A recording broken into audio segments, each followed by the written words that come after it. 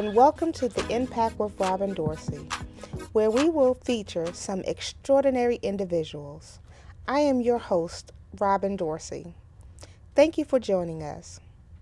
Today's show features the extraordinary Crystal Hughes. Crystal Hughes is a grassroots entrepreneur and philanthropist. She is the founder and CEO of Wig Capit0l Foundation. She dedicated her life to help individuals suffering from hair loss due to various medical conditions. At the age of 8, Crystal Hughes imagined herself as a wig company owner. Crystal worked as a wig specialist in her community to learn the skills and observed what it took to run her own wig company. She then branched out and started her first wig company at the age of 21. Before she became a wig business owner, she was a wig specialist. She encountered many women that were suffering from hair loss due to cancer and other medical conditions, and to low-income women that struggled to purchase wigs to have a professional image for their job interviews. Wig Capit0l's mission is to provide a way for customers to get involved in giving back through their wig purchases by receiving a 25% tax deduction, to work by purchasing new wigs to be donated to individuals suffering from hair loss due to cancer. She then partnered with several cancer organizations to provide them a discount on their wig purchase. The first partnership was with the African Women's Cancer Awareness Association, also known as AWCAA. Even with the discounts, the AWCAA still couldn't afford top purchase wigs, and as a result, Crystal provided the wigs at no cost. Crystal's passion was nothing short of a blessing. Before her blessings, here are some of her hardships. Being successful always comes with a price. Some people have to pay it for it, and others do not. Crystal was one who had to pay for it. As a young child, she knew that she was meant to help people and to be an entrepreneur. So she set her sail and began planning for her future. Unfortunately, in life, when we are younger, we make mistakes that sometimes hinder our future progress. Crystal was irresponsible with her finances and wrote checks when there was no funds in the bank. She ended up owing a lot of creditors. Unfortunately, when it was time for her to start her long life dream to become a business owner, she could not secure any funding due to her past. No one she knew was in a financial position to loan her any money. Therefore, she could not hire staff, secure a building, or purchase the products she needed. However, that did not deter her from fulfilling her dreams. She reached out to Bennett Career Institute for assistance in donating wigs made by their students. She eventually secured funding through Prince George's County and other partnerships. Although things began to turn around for her and she was able to bring in profit and hire staff, that would be her next adversity. Several employees decided to file a claim stating they were not paid by Wig Capit0l. She was devastated to learn this information was being shared on social media and other news outlets. She was in communication with her staff about funds coming in from various entities, which sometimes were not timely. Crystal's reputation slightly took a hit. Despite these adversities, Crystal pushed past the negativity and has been able to help thousands of women feel beautiful and look great. When we come back, we will talk to Crystal Hughes. We have a big problem, and we need your help. It's happening on college campuses, at bars, at parties, even in high schools. It's happening to our sisters and our daughters, our wives and our friends. It's called sexual assault, and it has to stop. We have to stop it. So listen up. If she doesn't consent, or if she can't consent, It's rape, it's assault. It's a crime. It's wrong. If I saw it happening, I was taught you have to do something about it. If I saw it happening, I speak up. If I saw it happening, I'd never blame her. I'd help her. Because I don't want to be a part of the problem. I want to be a part of the solution. We need all of you to be part of the solution. This is about respect. It's about responsibility. It's up to all of us to put an end to sexual assault. And that starts with you. Because one is too many.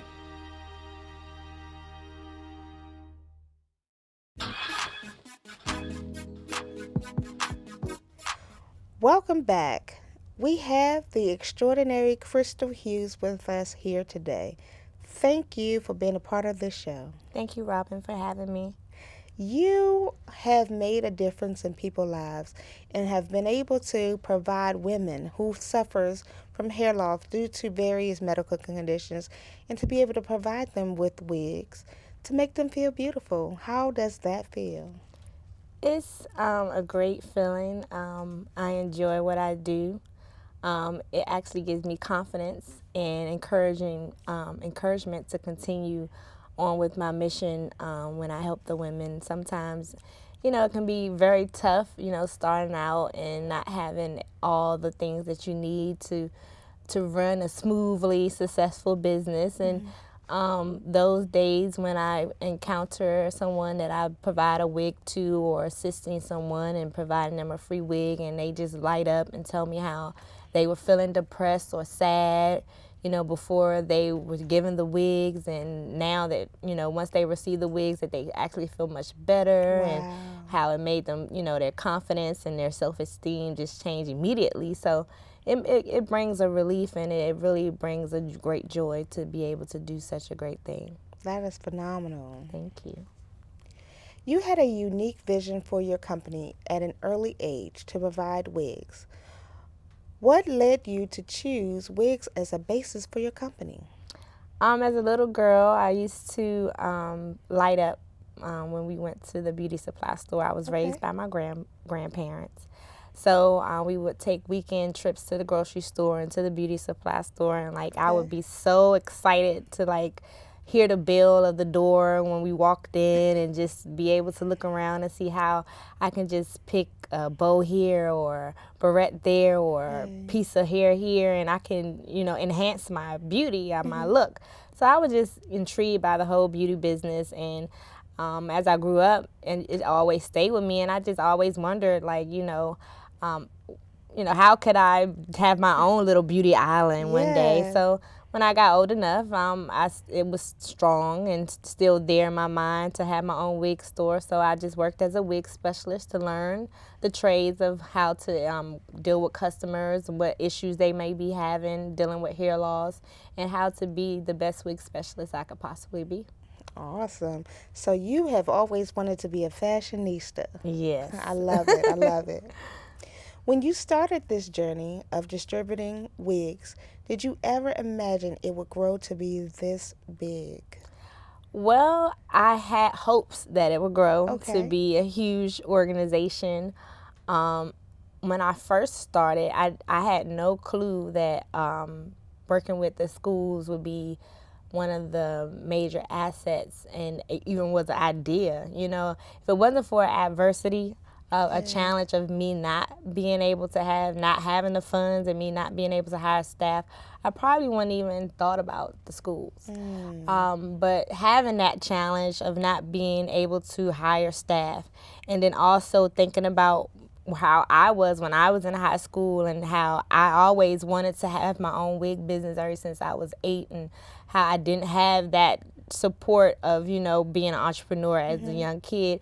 But I thought about the other kids that were in school and high school, especially in cosmetology, who may be looking for some way creatively to get their community service hours so they can go on to their life and build their career in the beauty industry. So I figured wig refurbishing may be something that they would like to do. It's creative. It's something that they can use. They can still be outside the box. Yes. They can use their imagination. They can take something that was short, make it long, make it colorful, take something long and make it short, and make it something that was straight, make it curly. So they have a lot of different advantages that they could take from refurbishing the wigs. And I just wanted to be able to provide something that would enhance their career and life, as well as to help the organization. Wow, that's amazing. Do you or anyone in your family have or had cancer? No. Far as the women, my immediate family, no. Maybe some got glaucoma, but far as cancer, my grandfather had prostate cancer. Okay. And I became an advocate first hand for prostate cancer. Okay. And then I learned how breast cancer was just so, prevalent in the community. Yeah, in the community. And I was like, well, most of the women that I provide wigs for go through chemo treatment due to breast cancer. Yes. So I became a big advocate for breast cancer, and then just for cancer in general, just to be able to help people who are experiencing hair loss due to chemotherapy, regardless of what type of treatment. So I decided to be an advocate for prostate cancer and breast cancer, and just try to educate men and women how important it is to go get your prostate. Yes. And go get your breast exam and things of that nature. So. Yes, I remember the journey. My mother suffered from breast cancer. She only had it for 2 years, but when we learned that she had it, it was stage 4. So it took her. She had it for 2 years, and it took her away within those 2 years. Wow. And she was only 53, so I truly understand the process of the chemotherapy, losing your hair, because you feel like, less of a woman when you don't have your hair and you don't have your breasts. So it's just important, and it's a blessing to have an organization like yours that provides that vehicle to make people feel beautiful again, to make them feel like the woman that the cancer took away from them. Right. It stole a piece of them. And being able to provide that service, it gave them a little piece of that back. Yeah. Through your journey, you have met many and wonderful people in the world. So who are some of the other people that you have met through this journey? So I met Vice President Biden and his lovely wife, Dr. Biden. And I've met a lot of wonderful, interesting people, Marion Barry, just so many people. And I learned that in business and in God, when you're giving back, yes, that it will come back to you in a different light, and in so many different meanings, that it comes back on so many different levels. So it was a blessing to be in the company of so many great individuals like yourself and Joe Biden and his wife. So it's just amazing where the organization has taken me to. So I would encourage anybody that wants to start a business to do it, because it can take you a place that no man has gone before. Your business can take you on a life journey. So it has put me in a lot of prevalent places and around a lot of wealthy individuals and people who can help and give back. So okay, you did not have financial means to start your company, and you were not a grant writer, but you learned how to write grants. Tell me about that process.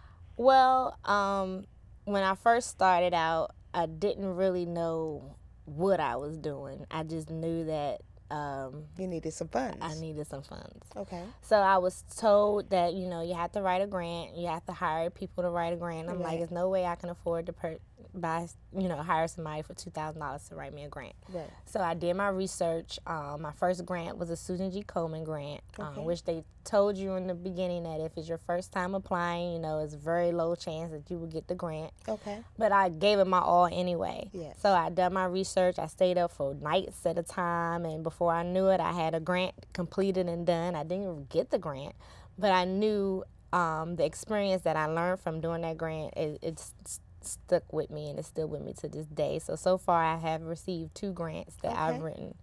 So.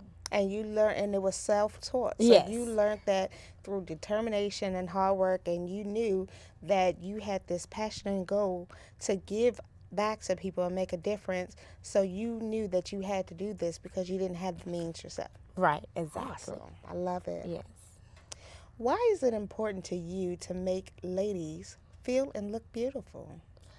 Well, I believe in girl power. Okay. I believe that women throughout the years, that we always have been each other's backbone. Yes. We always been each other doctor, counselor, aide, midwife. We just always been there for each other, and that doesn't make my generation any different. Right. So I'm just doing what I've seen my foremothers done in the past. Good. And what I've been taught to do is to help my fellow sisters, my fellow women, to be the most beautiful person that they want to be, and be happy. Yes. It's about being happy and loving one another, and that's my way of giving my love back to my sisters by helping them look good through their devastating time. Yes, and you're helping them love themselves again. Yes. Because again, like I stated, they lost a piece of them when they became sick, and so to be able to love yourself again, fall in love with yourself all over, is priceless. How rewarding is it when you provide a wig to an individual who could not afford it or has lost hope? Well, it's really good. I've been in many situations that me and the person end up crying and hugging each other and just praying, and so it's very rewarding. It makes me feel like the struggle is well worth it at the end of the day.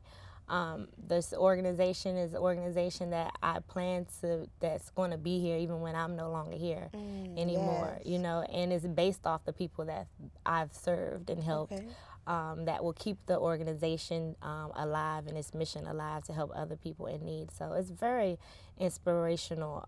It gives me the strength to keep going when the money isn't there. Yes. When I don't have the encouragement, when I don't have the moral support, the people I serve give me that. So, how important is it for your legacy to live through your child?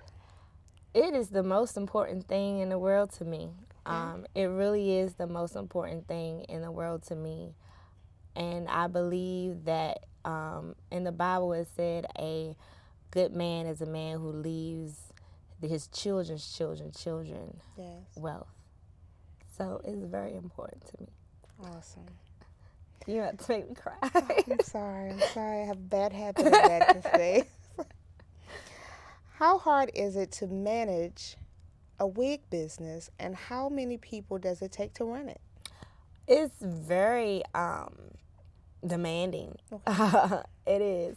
And it does take quite a few people to manage it. Right now, it's only been me, and it's been me since 2009. Okay.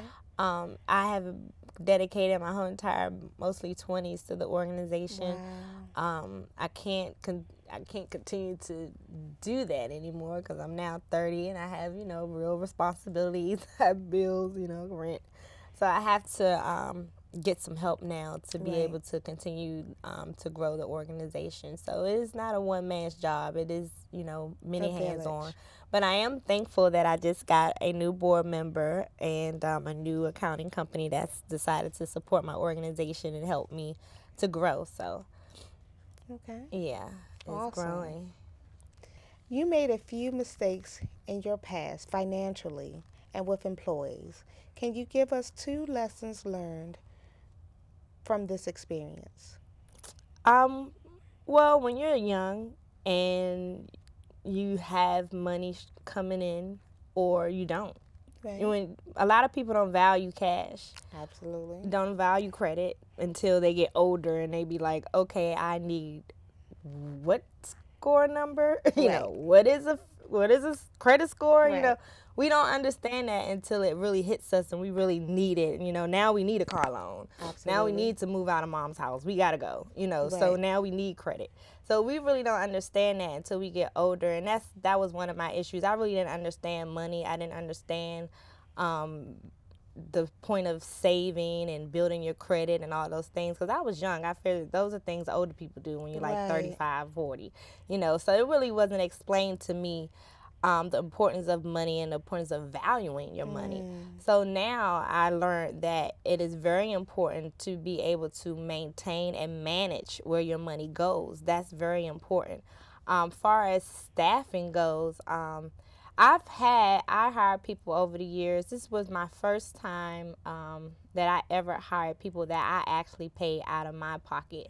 What I learned is to not put so much trust in individuals and to not put so much trust even in sometimes yourself, because just because you have an opportunity to do something doesn't mean that you should do it, you know.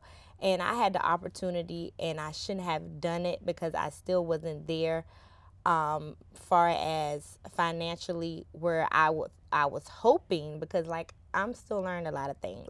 And I didn't know that, you know, even though I turned in my grant May 5th, you know, at 2:30 when they requested it, that it doesn't mean that they're going to give me my check on time. That's right. You know, so I haven't received my grant checks on time. I haven't received a lot of funding on time, and other people don't understand that. When you tell a person, hey, I'm sorry I couldn't get you your pay because the grant was supposed to come on Thursday. That's what was told to me. Here it is Friday, having received it. Just got a call and they said I have to wait till Monday now. You know, some people cannot understand that. So I learned that if you don't have it, just don't offer it, you know, because people don't understand that you might have something available and coming up, but things come up, things happen, and sometimes people don't understand that. So I would just, what I learned from that is just because you can do something doesn't mean that you should. So don't overextend yourself. Exactly, yes. Okay. So if you don't have it, you know, don't worry about it right now. Doesn't mean that you're not going to get it later. Right, exactly. I love it. I love it. Yes. Where do you see Wig Capit0l in 5 years? I see Wig Capit0l Foundation is one of the largest, most well-known wig recycling organization in the United States and nationally. I also see us doing medical missions in Nigeria, which with the African Women's Cancer Awareness Association. They've been asking me for the last few years to go with them actually on a mission. They offered to pay for everything this past year to go, but of course the outbreak of the Ebola scare kind of like stopped me from going. But in the future, Wig Capit0l Foundation will be traveling to Nigeria to help out with those medical missions and meet the women that we actually provide wigs to. As well as hopefully we'll have our own Wig Capit0l Foundation schooling where we can train wig specialists to become, you know, certified Wig Capit0l specialists, help provide jobs, and just basically be able to hire staffing and sustain, you know, some natural amount of employees and be financially stable within those 5 years from now. Wow, that is truly amazing. And you are an extraordinary woman. I mean, you started with a goal. You started with a dream at 8. You saw your dream into fruition. You're making a difference. You did this in the United States, and now you have endless possibilities to take your mission and your goals internationally. And I commend you because that is awesome, and you're making a difference. Thank you. And we appreciate you and for the things that you do. Thank you so much. Today you learned about the extraordinary Crystal Hughes. Her legacy and passion to aid in people looking their best despite their health conditions has truly paid off, and she has fulfilled her dreams. Thank you for tuning into The Impact with Robin Dorsey. For more information on Crystal Hughes or to be a featured guest on The Impact with Robin Dorsey, visit our website at www.robindorsey.com.